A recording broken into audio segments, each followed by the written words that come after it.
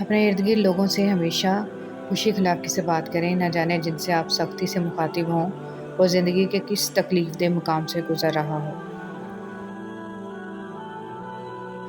اشفاق احمد کہتے ہیں، عورت کا مرد کی زندگی میں اتنا دخل ہونا چاہیے جتنا پکوان میں نمک، زیادہ نمک بھی زہر ہوتا ہے۔ حضرت ابوبکر صدیق رضی اللہ تعالیٰ عنہ نے فرمایا، درود پاک صلی اللہ علیہ وسلم اتنی تیزی سے انسان کے گناہوں کو مٹاتا ہے کہ اتنی تیزی سے پانی بھی آگ کو نہیں بجھاتا۔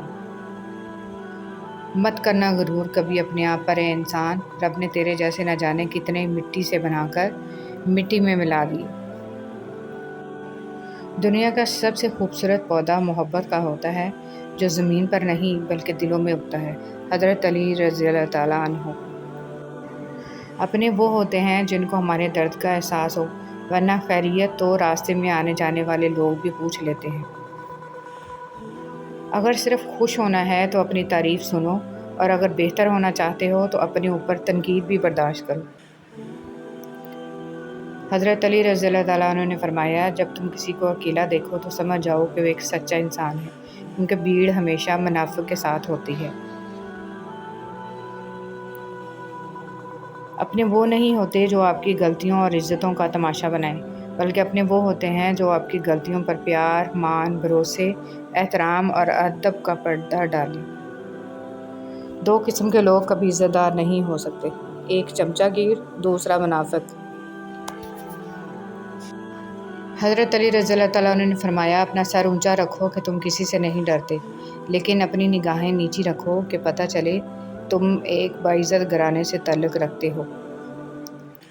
موت کا وقت نہ ہو تو موت خود زندگی کی حفاظت کرتی ہے، اور جب وقت قریب آ جائے تو زندگی بھاگتے ہوئے جا کر موت کو گلے لگا لیتی ہے۔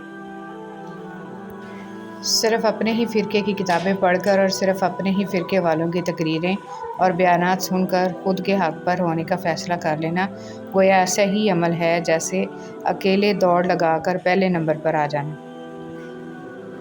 خواہشات کا گھوڑا بے لگام ہو جائے تو اپنے ہی سوار کو گرا کر پیروں تلے روند ڈالتا ہے۔ رشتے وہی خوبصورت ہوتے ہیں جن میں احساس کا جذبہ ہو، کیونکہ ہمدردی تو ہر کوئی کر لیتا ہے مگر احساس کوئی کوئی کرتا ہے، اور یہ احساس لفظوں سے ظاہر نہیں ہوتا بلکہ انسانوں کے رویے اور برتاؤ سے پتہ چلتا ہے کہ وہ آپ کے ساتھ کتنے مخلص ہیں۔ کچھ لوگ درد دینے کے ماہر ہوتے ہیں اور کچھ لوگ درد سہنے کے، بس ظرف کی بات ہے۔ کچھ لوگوں سے تعلق بڑھا کے ان کی حقیقت کھلنے کے بعد انسان سوچتا ہے، فاصلے میں کتنے اچھے تھے، کتنی عزت تھی۔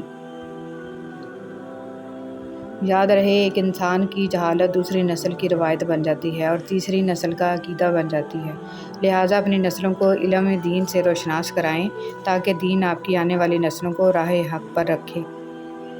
امیروں سے نہ ڈرو بلکہ غریبوں کی آہ سے ڈرو، اس لیے کہ اگر امیر بھاگے گا تو وہ حاکم کے دروازے پر جائے گا، اور اگر غریب نے آہ بھر لی تو وہ اللہ تعالیٰ کے دروازے کو کھٹکھٹائے گا۔ جب کوئی دنیاوی طور پر اونچے رتبے والا شخص آپ کو کہہ دے کہ میں آپ کے ساتھ ہوں تو آپ تسلی میں آ جاتے ہیں، لیکن جب اللہ رب العزت آپ سے کہہ رہے ہے کہ میں صبر کرنے والوں کے ساتھ ہوں تو آپ اس کو معمولی کیوں سمجھتے ہیں؟ حضرت بلال حبشی رضی اللہ تعالیٰ عنہ سے کسی نے پوچھا، اے بلال، تو اتنی مار سہتا ہے، گرم تپتی ریت پر تجھے لٹا کے جسم پہ پتھر رکھے جاتے ہیں، انگاروں سے تیرا جسم داغا جاتا ہے تو پھر بھی عہد عہد کرتا ہے۔ حضرت بلال رضی اللہ تعالیٰ عنہ نے فرمایا، جب تم مٹی کا پیالہ بھی خریدتے ہو نا تو اس کو بھی ٹھوک بجا کے چیک کرتے ہو کہ کچا ہے یا پکا۔ مجھے بھی میرا رب دیکھ رہا ہے کہ بلال اندر سے کچا ہے یا پکا۔